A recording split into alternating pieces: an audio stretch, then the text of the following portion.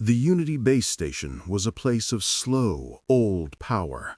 It looked like an ornate cage hanging over a gas giant, far from any recognized star lane. For countless centuries, the Galactic Council had met here. Their laws and rules formed the foundation of peace across the settled stars, a peace they enforced by simply assuming they were better than everyone else. The Council was ruled mainly by the Krell, ancient beings with shells like polished obsidian, and the Xylos, who were thin and busy with all the paperwork of running an empire. To them, the blue-green marble known as Earth was nothing more than an irritation. They knew humans were aggressive, but they believed that rapid development could easily be stopped with regulations and taxes. Inside the main council chamber, the air felt heavy with importance. Speaker Vorok, a huge Krell whose every movement was slow and meant to show his authority, stood at the podium. He looked down at the human representative, Grace O'Malley. Her uniform was clean and simple, but her small size made her look tiny in the vast, echoing space. Vorok had planned this moment carefully. This was not a talk. It was a simple delivery of orders.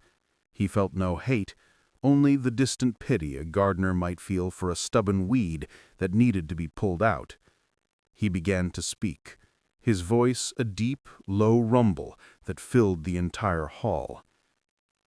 "Human Representative O'Malley," Vorok rumbled, the council's translator making his voice sound like echoing metal. "The council has watched your species' uncontrollable expansion. This is no longer acceptable. Therefore, the Edict of Containment is now in effect." He activated a holographic screen that showed the details of the demands. The terms were meant to cripple Earth without a single shot being fired. First, the immediate and complete surrender of all deep space mining rights beyond your third planet. Second, the total deactivation of every kinetic defense platform. They are a dangerous weapon and must be switched off within 72 hours. Third, a required tax of 500,000 units of rare isotopes to be delivered every 3 months. Vorok stopped speaking, letting the heavy weight of the demands sink in. He watched the slight tension in Grace's posture, a small sign of human feeling that he expected. He was certain she would argue, try to bargain, and eventually agree to the terrible terms. The Council always believed that humanity would choose to survive at any cost. Grace O'Malley did not argue. She simply nodded once, a gesture so small it was almost unnoticed. "The terms have been received, Speaker Vorok. Earth will examine this and send our reply." She recorded the entire interaction, the full text of the edict, and the Krell's mocking tone, then sent the package across the fast subspace relay back to her home.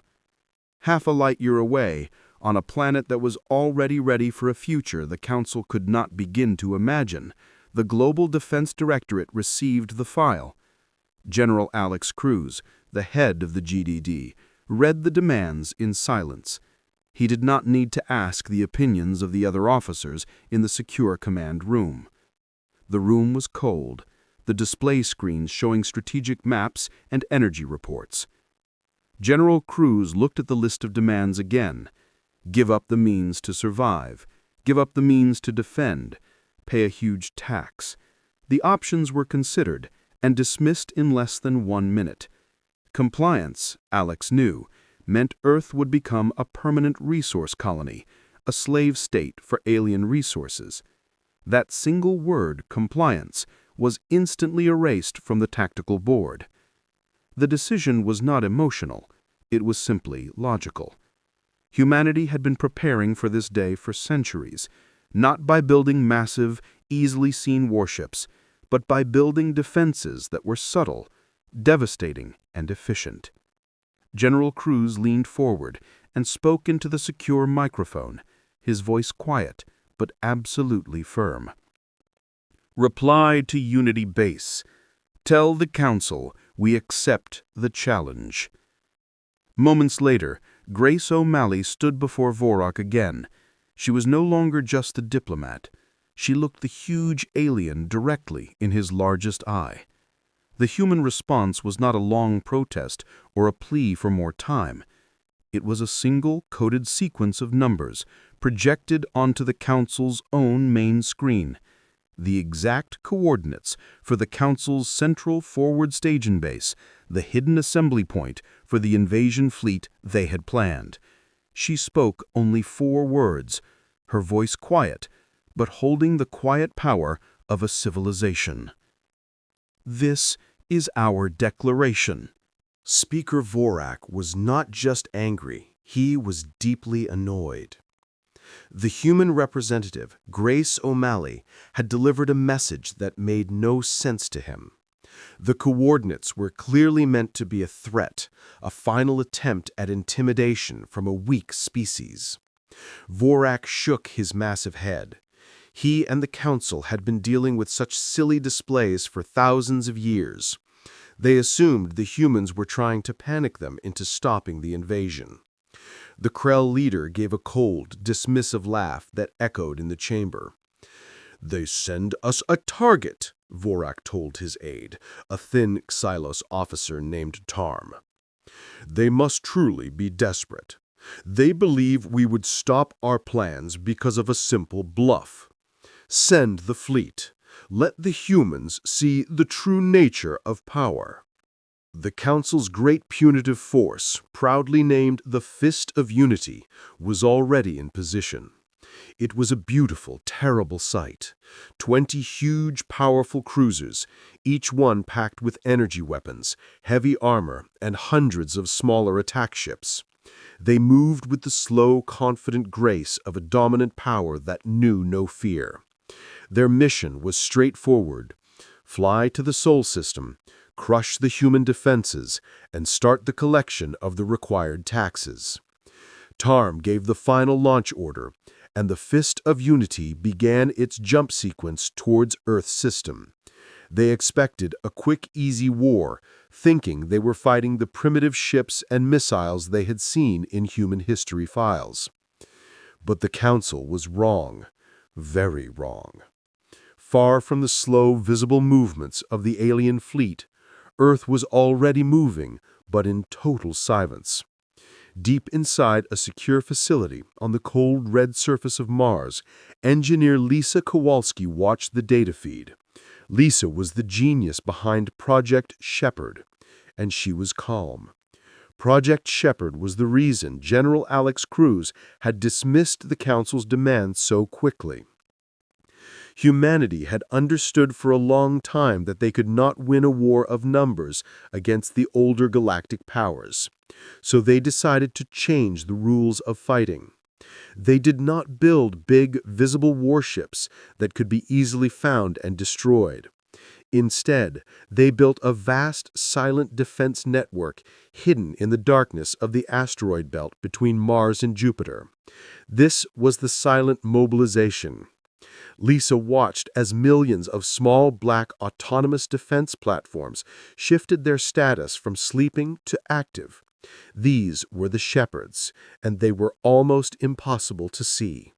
They had no running lights, used almost zero power when inactive, and their surfaces were covered in a material that absorbed every kind of sensor wave the Council ships used.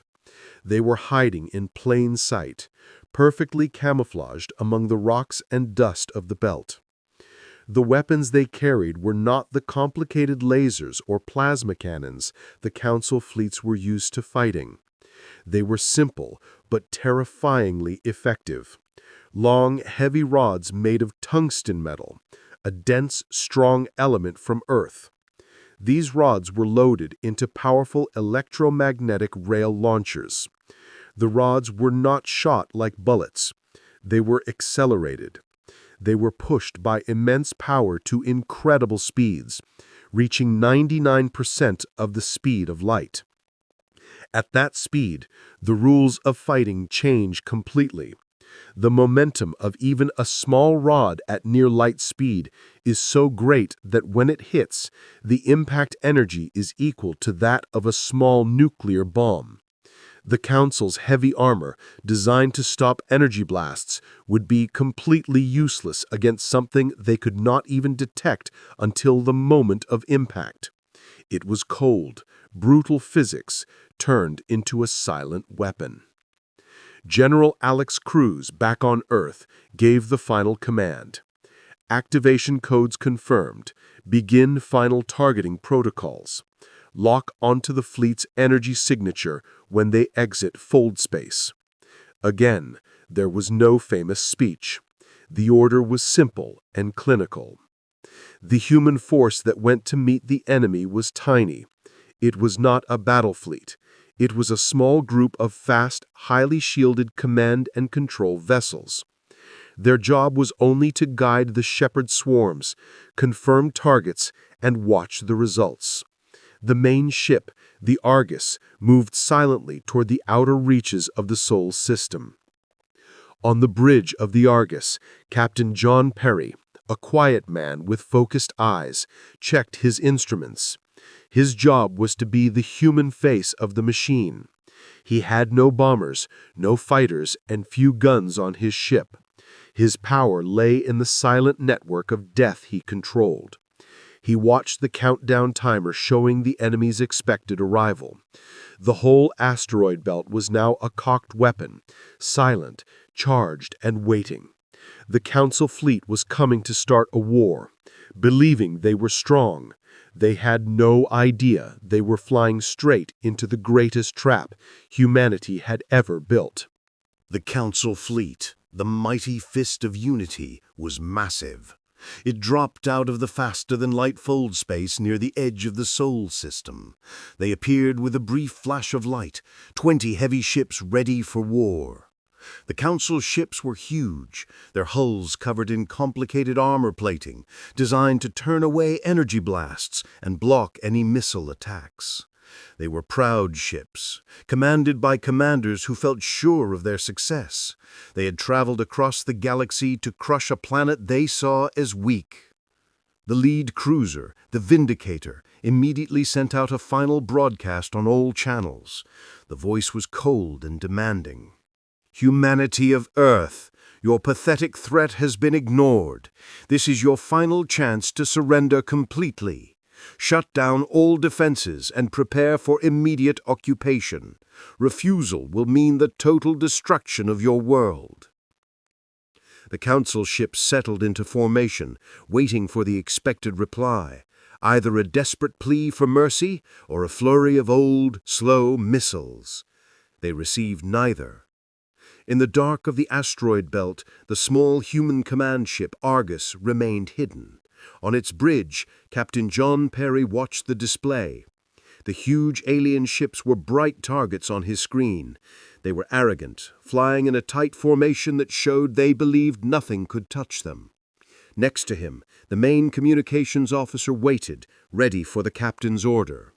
Captain Perry looked at the readouts. The Council ships were operating on predictable military protocols. Their shields were up, but they were set to block slow, heat-based energy. They were ready for the war they expected, not the war they were about to face. Perry remembered General Alex Cruz's last instruction. "No warnings, Captain. No disabled shots. This must be the only lesson they ever learn." He took a deep breath. The moment had arrived. This was not about honor or glory. It was about survival. He spoke into the comms system, his voice calm and precise. "All stations," Captain Perry ordered. "The Council has refused peace. Activate Project Shepherd. Target primary power cores. Fire without delay." There was no sudden roar of engines or flash of light from the asteroid belt. There was only a brief, almost invisible ripple of energy as the electromagnetic launchers pushed the tungsten rods. Millions of those heavy metal rods left their hidden platforms at unbelievable speeds, pushing through space at nearly the speed of light. They were silent, they were cold, and they were coming. The Council ship's sensors picked up nothing unusual. They were too slow. They were looking for heat and movement they were used to. They did not see the simple, dense material rods traveling faster than any light they could send out to detect them. The impact was instantaneous. It was not a battle. It was a massacre. The first strike hit the lead cruiser, the Vindicator. The tungsten rod, traveling at 99% of light speed, carried more energy than a huge chemical bomb. It hit the massive ship's primary power core, and the metal shield might as well have been made of paper. The rod passed through the ship in a fraction of a second, turning everything in its path, metal, air, and the aliens inside, into a superhot cloud of vapor and expanding plasma. The Vindicator simply ceased to exist as a working ship. It disappeared. Into a terrifying, massive burst of light and destruction, the silence of space made the sudden, violent destruction even chilling. Before the crews of the second cruiser could even register that the Vindicator was gone, they too were hit. And the third, and the fourth. The Shepherd platforms were focused and perfectly accurate. They did not spray fire. They delivered precision death to the weakest parts of the enemy ships. The alien ship's defense systems, designed to track and stop enemy missiles, could not fight something that arrived before the light of the explosion could reach them. The ships simply crumpled inward, their massive structures torn apart by forces they could not understand. Secondary explosions followed as their own power plants reacted to the catastrophic failures. On the bridge of the Argus, Captain Perry watched the tactical display. The red targets representing the Fist of Unity began to wink out one after another in a relentless and terrifying sequence. 1 second, 20 ships. The next, 16. Then 12. Less than 5 minutes after Captain Perry gave the order, only one Council cruiser remained, spinning out of control. It was venting atmosphere and fire from a large hole in its side. It was crippled, defeated, and turning away in a desperate attempt to run. 19 of the 20 proud ships were now only expanding clouds of debris and freezing gas. Captain Perry leaned back in his chair. The silence on his own bridge was profound. He looked at the last remaining enemy target on the screen. The Council had challenged Earth with arrogance. Humanity had answered with simple, unfeeling physics. The final Council cruiser, which the human systems named simply the Runner, was a terrible sight. It was badly hurt, venting steam and fire from several deep wounds. Commander Grawl, the alien officer in charge of the ship, sat in his seat, numb with terror. The silence around them was broken only by the alarms that screamed about lost power and hull breaches. The great Fist of Unity fleet had vanished. 20 warships, the pride of the Council, were gone in less time than it took to prepare a meal. Grawl could not accept it. They had been destroyed by an enemy they could not even see. Grawl knew he had only one task left: run. He pushed the remaining engines to their breaking point, trying to jump back into the safety of fold space. He needed to escape and tell the Council that Earth was not a garden to be picked from, but a fire they had stepped into. Every turn he made was desperate, every second an eternity of fear. On the human command ship, Argus, Captain John Perry watched the runner's frantic escape. The pursuit was not a high-speed chase. It was a methodical process. The Argus was faster, cleaner, and completely undamaged. It kept a fixed distance, a quiet shadow in the dark. The small ship did not need to run fast. It only needed to be relentless. Perry spoke to his tactical officer, a young woman named Leah Jones. "Keep the range steady, Leah. Let him think he has a chance to escape. We need Commander Grawl to be fully focused on running. He is the last witness, and his message must be clear." The point of this pursuit was not simple destruction. The kinetic weapons could have finished the runner at any time. But General Alex Cruz's plan required the enemy to understand the true nature of their defeat. They had to know that every part of their galaxy was now within Earth's reach. This final surviving ship was a communication device, and terror was the message. After 10 minutes of the desperate chase, Captain Perry decided the lesson needed to begin. He ordered a small, detectable signal to be sent. The Argus fired a weak, short-range energy burst, something the runner's broken sensors could actually pick up. The beam traveled far ahead of the fleeing alien ship, hitting empty space 10,000 kilometers in front of the runner's nose. It was only a small flash of light, visible for a moment, and then gone. On the runner, Commander Grall's crew finally cheered. "We found them! An energy weapon! They must be close! We can fight back against something we can see!" Grall, however, was already too scared to celebrate. He watched the exact point where the energy beam had flashed. Then the true lesson arrived. A second later, a massive, silent explosion tore through that exact spot where the light had been. There was nothing there. No ship, no rock, no gas. But the empty space turned into a sudden, violently expanding cloud of superheated plasma. It was the same terrible, silent destruction that had wiped out his entire fleet. The energy from the single, fast tungsten rod arriving from the darkness had hit the point where the light beam had just been. Grall's face went pale. He finally understood the terrifying truth. The human ship was not firing at him. They were showing him that they could hit any single point in space they chose, from a distance he couldn't even guess. They had used the slow, visible energy beam only to mark the spot. The kinetic weapon, the real killer, traveled so fast that it was already there before the light of the first shot had faded. Escape was not possible. Running was just a delay. The Argus stopped its engines entirely. It simply floated in the dark, watching. Captain Perry sent a message using the Council's own encrypted diplomatic channel. His face appeared on the runner's main view screen, calm and without anger. "Commander Grall," Perry's voice was low and perfectly clear. "You have run far enough to understand that we are in control of your journey. You have seen what happens when you attempt to use power against us. We will not allow you to return to the Council without knowledge. You have 30 minutes to send a full, honest report of this event to Unity Base. When the transmission is confirmed, you will completely power down your vessel and surrender your crew. If you move, if you attempt to fight, or if you fail to send the message, the destruction will be immediate and final." The face of Captain Perry vanished from the screen.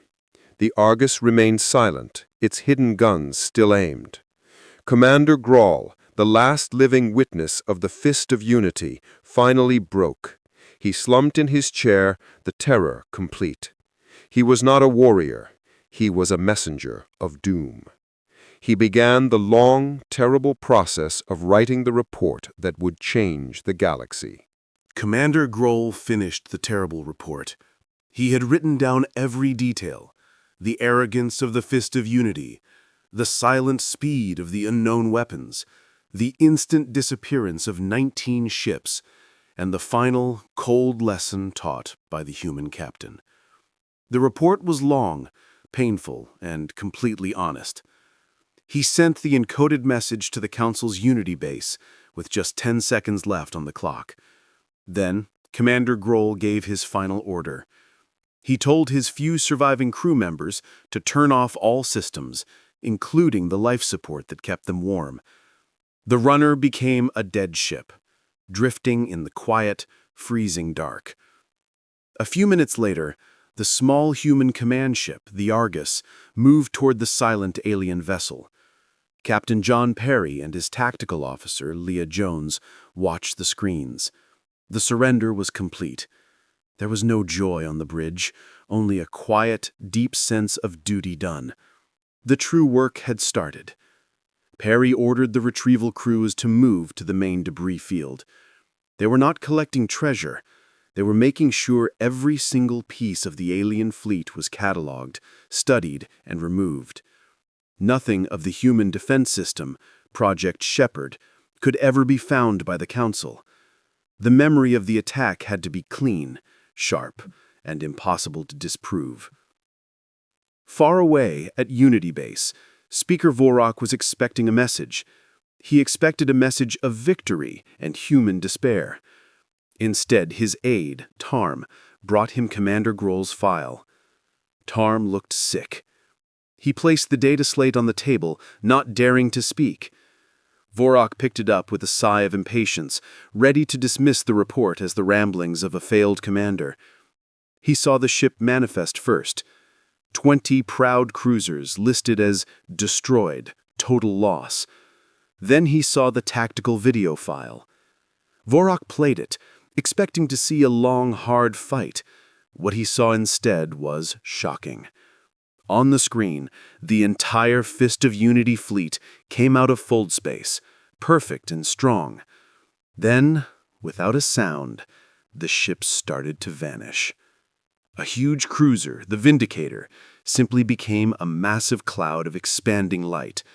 The next and the next followed just as fast. The whole powerful fleet was gone in a sequence of silent, sudden explosions. Vorak felt the blood drain from his face. He watched the part where the human ship, the Argus, taught the lesson.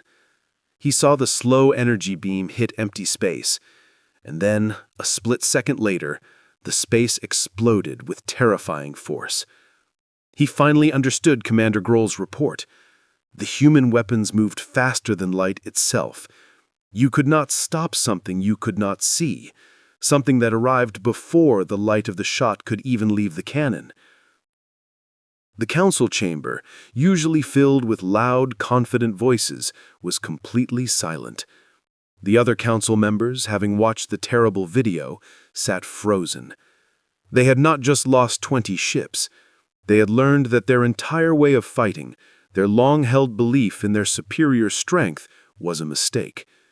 They had challenged a species they thought was weak, and that species had answered with something new, cold, and utterly terrifying. On Earth, General Alex Cruz and Grace O'Malley were waiting in a clean, quiet room. The video conference screen flickered to life. Speaker Vorak appeared, his face no longer filled with arrogance, but with fear. "We accept your terms, human." Vorak's voice was rough. "The aggression was our mistake. We are calling for an immediate and permanent ceasefire." Grace O'Malley smiled, but the smile did not reach her eyes. "There will be no ceasefire, Speaker Vorak. There will be peace. You will sign the documents we sent you 10 minutes ago. They ask for no money, no tribute, and no territory. They ask for one thing: a guarantee of non-interference. You will treat Earth as a sovereign, respected power. You will never, under any circumstance, come near our home system again without an official, written invitation. And you will tell every other power in the galaxy what you have learned today." Vorak did not argue. He simply bowed his head, a gesture of deep surrender that the Council had not shown in 1,000 years. The price of underestimating humanity was not destruction. It was a permanent, quiet fear. The war had lasted only 5 minutes, but the new, terrible balance of power it created would last forever. Humanity had answered the Council's challenge, not with mercy, but with a cold, absolute power that guaranteed their safety through the fear of what they could do.